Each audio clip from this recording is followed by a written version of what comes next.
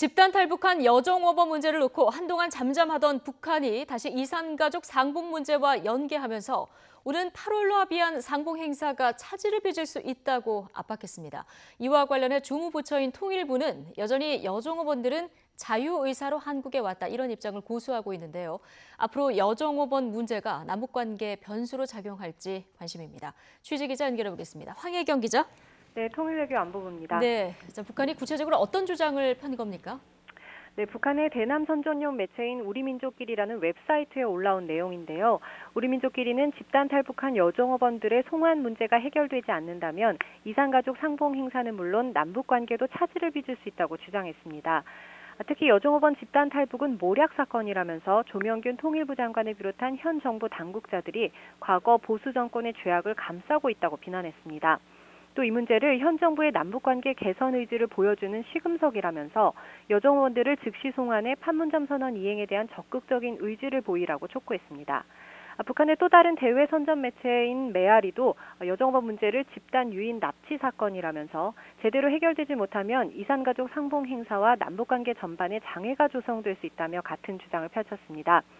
올해 남북관계 국면이 개선되면서 북한이 적십자사 등을 통해 여종업원 송환을 촉구한 적은 있어도 이처럼 매체를 통해 공개적으로 이산가족 상봉 문제와 집단 탈북 여종업원 사건을 직접 연계시키는 주장을 편 건 매우 이례적인데요. 지난 3일 남북이 이산가족 상봉 후보자의 생사 확인 의뢰서를 교환하고 또 닷새 뒤 생사 확인 회보서를 주고받기로 한 상황에서 이 같은 갑작스러운 태도 변화를 보인 배경에 관심이 쏠리고 있습니다.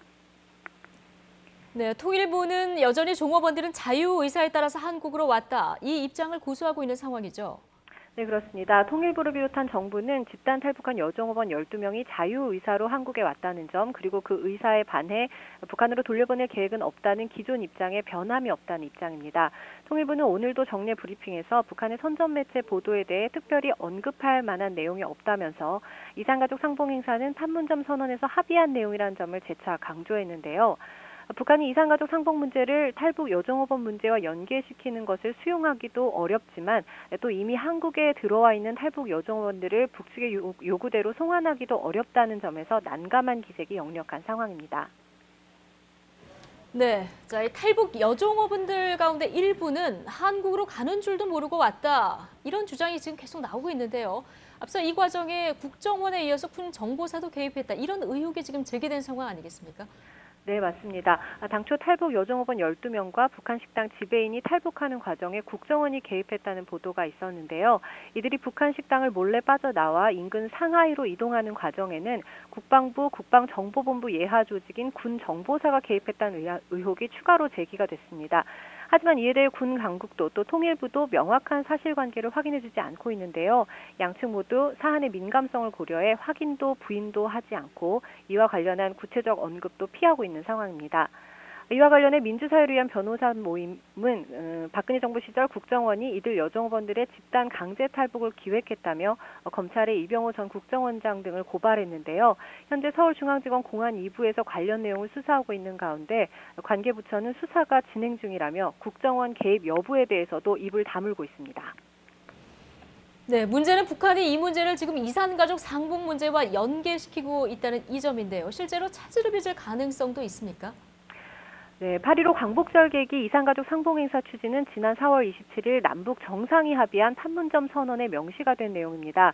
북한에서 김정은 국무위원장의 발언은 아주 특별한 경우를 제외하면 대부분 관철된다는 점에서 벌써부터 비관적인 전망을 하기는 이릅니다. 하지만 한반도 정세 변화나 기타 다른 남북관계 문제의 영향으로 끝내 지장을 초래할 가능성이 없는 건 아닌데요. 특히 북한이 지난 판문점 선언에서나 이산가족 상봉 행사를 위한 적십자 회담에서도 여종업원 문제에 대해서 크게 문제 삼지 않다가 행사를 불과 한 달 남겨둔 지금 이 시점에서 전격 제기한 배경에 관심이 쏠리고 있습니다. 여기에는 최근 남북관계나 남북간 경제협력 사업 등이 북한의 의도나 계획한 대로 속도감 있게 개선되지 않는 데 대한 불만이 담겨 있을 가능성도 있는데요. 전문가들도 북한의 이런 태도 변화에 대한 구체적인 배경이나 의도는 좀 더 상황을 지켜본 뒤에나 분석할 수 있을 것으로 보입니다. 앞서 남북은 최종 이산가족 상봉 대상자를 각각 100명씩 선정해 다음 달 4일 최종 명단을 교환하고 상봉 행사는 20일부터 일주일간 금강산 면회소에서 열기로 했습니다. 이를 위해 정부는 이산가족 상봉 행사에 필요한 경비로 32억여 원을 책정하고 남북협력기금의 지원을 받아 시설 개보수 공사에 착수한 상태입니다. 지금까지 YTN 황혜경입니다.